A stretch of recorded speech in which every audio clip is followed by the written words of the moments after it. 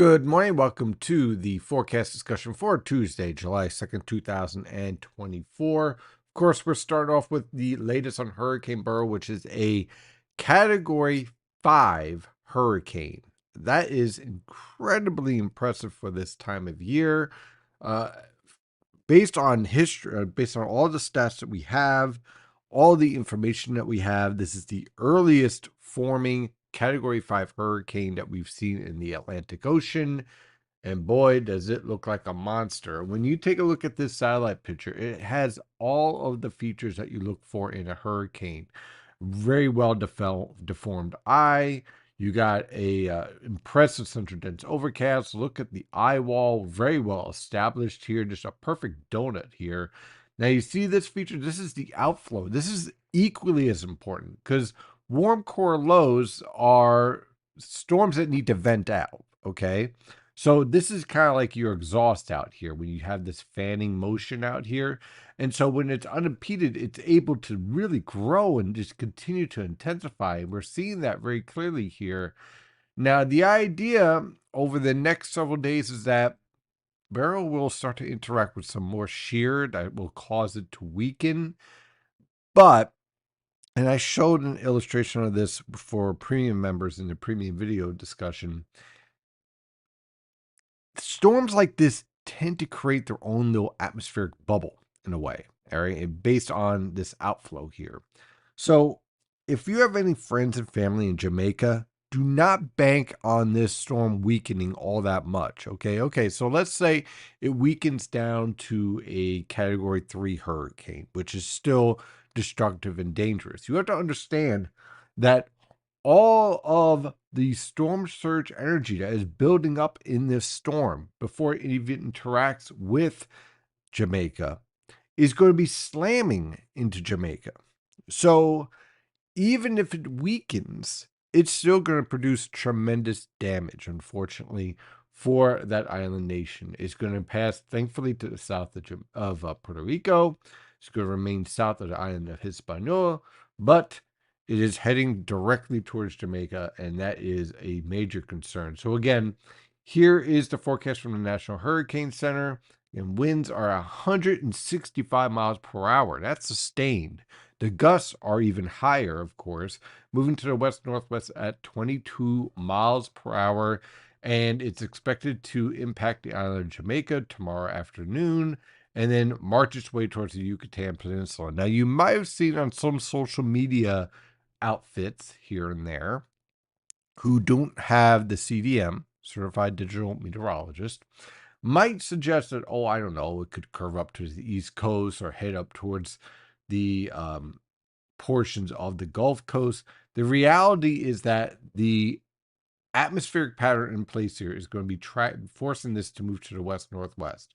It's going to be heading towards the Yucatan Peninsula. It's not going to be capable of turning north very, very quickly. Now, towards the end of this forecast period, towards this weekend, could it turn a little bit further north towards, let's say, the Texas coast or the Mexican coast?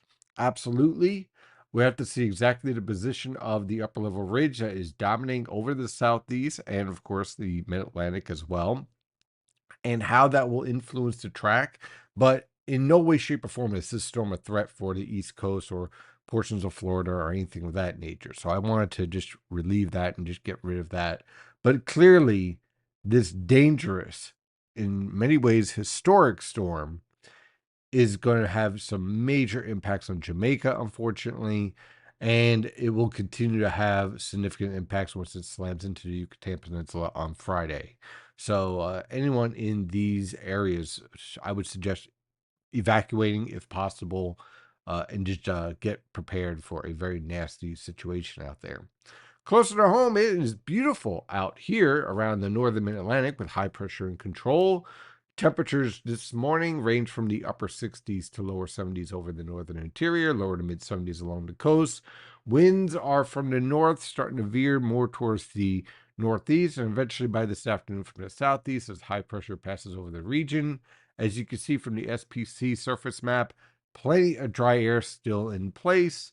And on the WeatherTap radar and surface map, no precipitation anywhere near our neck of the woods. with clear skies, and this will continue on through tomorrow. So plenty of sunshine will be in place throughout the region. On the infrared satellite picture, you can see not much going on until you get all the way back into the upper Midwest and the western Great Lakes. And really, you're going to have these cold fronts marching their way through the Great Lakes, but they're going to have a hard time getting through our neck of the woods by the time we get to 4th of July. And that means from 4th of July on through the Independence Day weekend, it's going to be muggy, it's going to be tropical, and yes, there will be threats for thunderstorms. So definitely want to plan for that. So let's dive into this forecast. For today, high pressure and control with beautiful weather conditions, high temperatures in the upper 70s to lower 80s over the northern interior, lower to mid 80s along the coast. For tonight into tomorrow morning, clear skies with low temperatures in the lower 60s. For tomorrow afternoon, an increase in cloud cover, slight increase in humidity. Look for high temperatures to range from the mid to upper 70s on Long Island, lower to mid 80s everywhere else. Now, on 4th of July, we'll have these cold fronts. And really, this is going to be a theme for 4th of July, Friday, Saturday, Sunday. You want to go to Monday? We'll go to Monday. We'll go to Tuesday. The overall theme is this. Cold fronts are going to try to approach, but they'll die out and wash out, basically into stationary fronts or troughs. Each day will have muggy conditions with low temperatures ranging from the mid 60s to lower 70s in the northern interior, lower to mid 70s in your suburbs, and mid to upper 70s in your urban areas.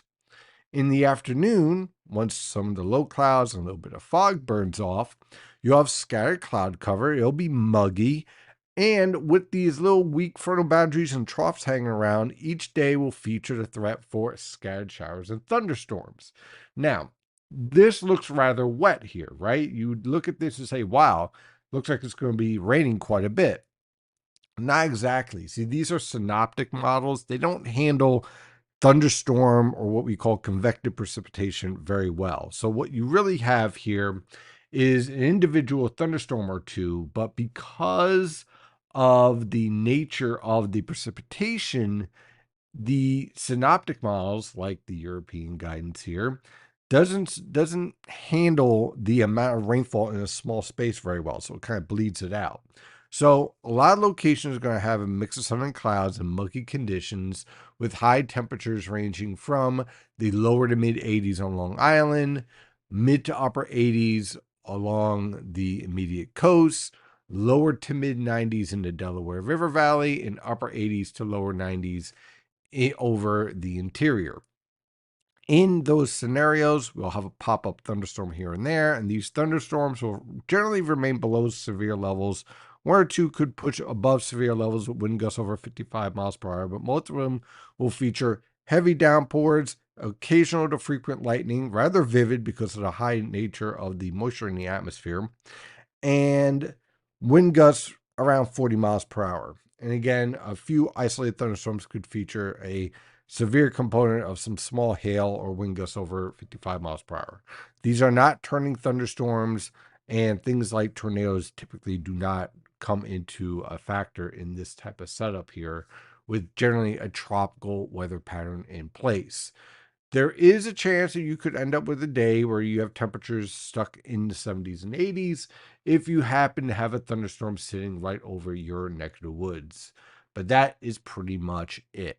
And that is your forecast over the next 7 days. That is your forecast for today. Have a wonderful day, and as always, stay safe out there.